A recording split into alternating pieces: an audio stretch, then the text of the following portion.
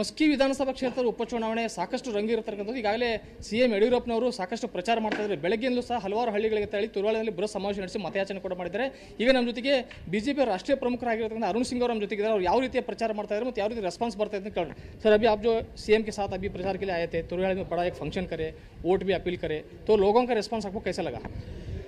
देखिए, लोगों को ये मालूम है कि मस्की में बीजेपी के कैंडिडेट को ही जिताना है, प्रताप गौड़ा पाटिल को ही जिताना है, क्योंकि यहाँ से बीजेपी का कैंडिडेट जीतेगा तो यहाँ इस क्षेत्र का मस्की का विकास होगा।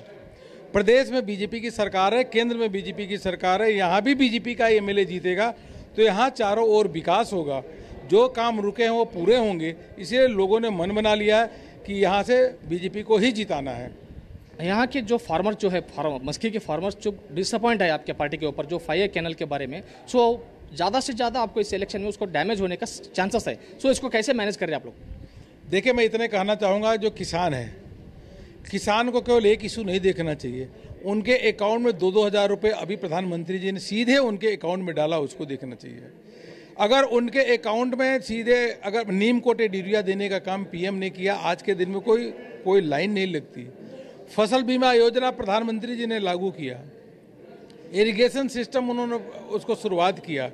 क्रॉप का जो नुकसान होता है पहले 50% पे होता था, अब 33% नुकसान होता है, तो भी कि किसानों को दिया जाएगा। तो स्कीम अच्छा है सर, स्कीम अच्छा है, मगर यहाँ लोगों का लोकल डिमांड क्या है उसके बारे में। 1.5 लाख तक लैंड को पानी मिलता है, इसके वास्ते बहुत 30 साल का डिमांड है उसका, वो फुलफिल नहीं हो गया बोले बहुत गुस्सा है बीजेपी। देखिए, मैं इतना कह सकता हूँ कि देश के किसान बीजेपी के साथ हैं।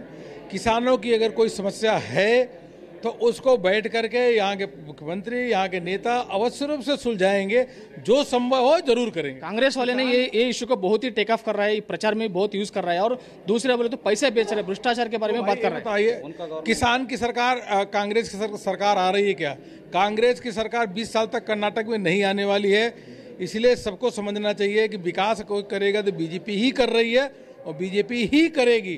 कांग्रेस 20 साल तक कर्नाटक में सरकार बनाने का सपना नहीं सोच सकती। विजयेंद्र आने के बाद कुछ चेंजेस हुआ है कॉन्स्टिट्यूंसी में, कुछ चेंजेस हुआ बोल के, बदलाव हुआ बोल के इन्फॉर्मेशन है।